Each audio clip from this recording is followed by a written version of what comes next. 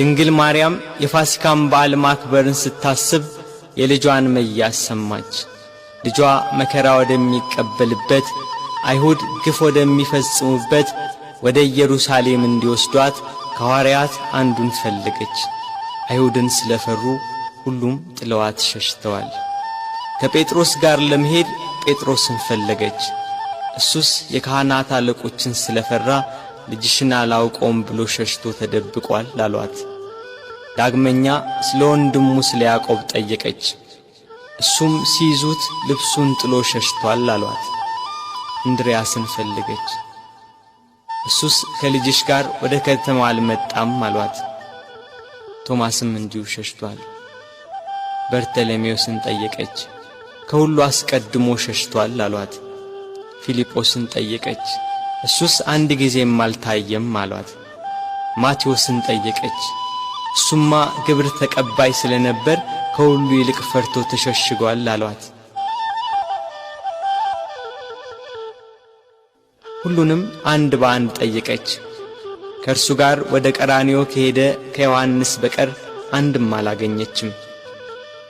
እያለቀሰችና እያነባች ወደ ቀራንዮ ገሰገሰች። ሁሉም ፈርተው ተሸሽገዋል።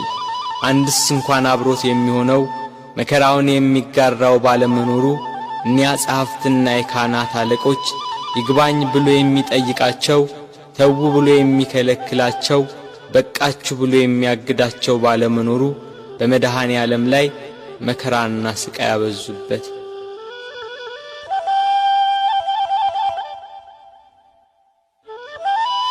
ጲላጦስ እንደ ሕጋቸው ሞት እንዲፈርድበት አደባባይ አቆሙት።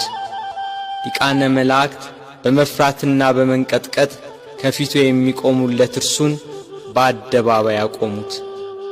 የጌታችን የኢየሱስ ክርስቶስ እናት እመቤታችን ቅድስት ድንግል ማርያም ከእህቷ ከቀሎጵያ ልጅ ከማርያምና ከመግደላዊት ማርያም ጋር ከመስቀሉ አጠገብ ቆማ ሆድን በሚያቃጥል አንጀትን በሚቆራርጥ በጽኑ ሐዘን ታለቅስ ታነባ ነበር።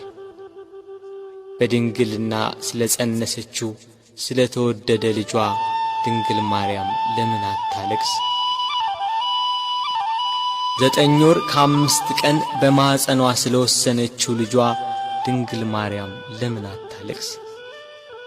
የድንግልና ጡት ወተት ስላጠባችው ልጇ ድንግል ማርያም ለምን አታለቅስ?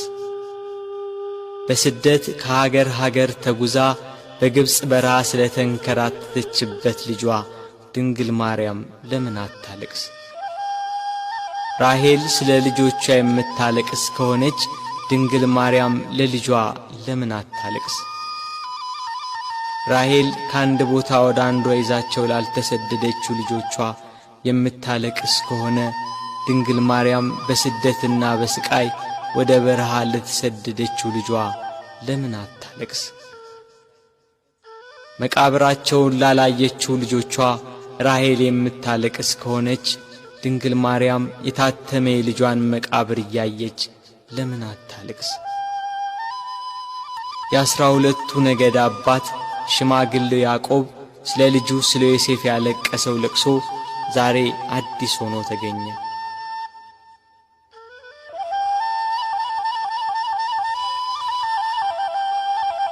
ያዕቆብ ልጁ ዮሴፍን ወንድሞቹ ሲያስሩት አላየም። ድንግል ማርያም ግን ልጇ በመስቀል ላይ ተቸንክሮ አይተዋለች። ያዕቆብ ዮሴፍን ወንድሞቹ ከጉድጓድ ሲጥሉት አላየም። ድንግል ማርያም ግን በአይሁድ አደባባይ ልጇን ተሰቅሎ አይተዋለች። ያዕቆብ ዮሴፍን ልብሱን ገፈው ሲሸጡት አላየም። ድንግል ግን ይሁዳን ለ30 ብር ሸጠው አይታለች። ያዕቆብ በልጁ ደም ሳይሆን የበግ ደም አይቶን ያለቀሰ። መለኮት የተዋሃደው የክርስቶስ ደም ግን ድንግል በምታለቅስበት ጭንጫ ላይ ፈሰሰ።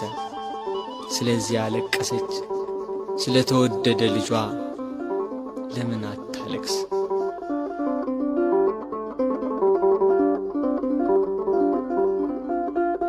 ሰባቱ የመላእክት አለቆች መጥተው አረጋጓት፣ አጽናኗት። እርሷ ግን በመስቀል ላይ ሆኖ የሚሰቃይ ልጇን እያየች ልቅሶ መተውን መጽናናትን እምቢ አለች። አባቷ ዳዊት እሳት በሆነ ፈረስ ተቀምጦ መጥቶ አጽናናት። እርሷ ግን ልቅሶ መተውን አልቻለችም። ከወለደችው ጀምሮ ልጄ እያለች በስጋት የኖረች እናት ያሁኑ የልጇ ነገር ግን የመረረ ሆነባት። ልጇን ፊት ለፊት በመስቀል ላይ እያየች እንዴት ብላ ትታገስ? ምንስ ብላ ትጽናና?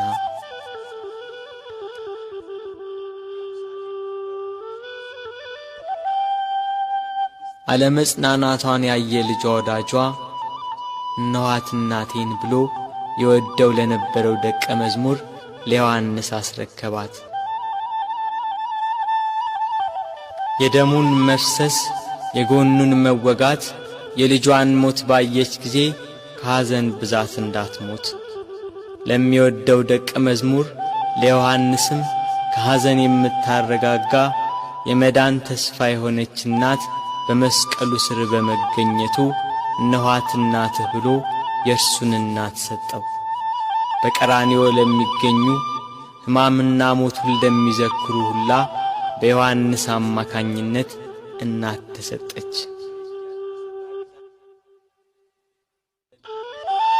ቤት ከገባችም በኋላ መጽናናትና ልቅሶ መተውን አልቻለችም። እስከ 3 ቀን ድረስም እህል ውሃ አልቀመሰችም።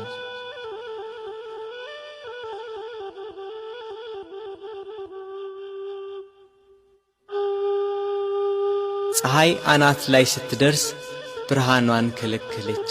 በቀትር ፀሐይ በሚጠነክርበት ሰዓት ኢየሩሳሌምን ጨለማ ወረሳት። ጨረቃም አምላክን በመስቀል ላይ በማየቷ ደም ለበሰች። ከዋክብት ረገፉ። ክርስቶስ በመስቀል ሳለ ትንቢቱ ሁሉ እንደ ተፈጸመ ባየ ጊዜ ተፈጸመ አለ። ነፍሱን ከሥጋው ለየ። አምላክ በሥጋው ሞተ።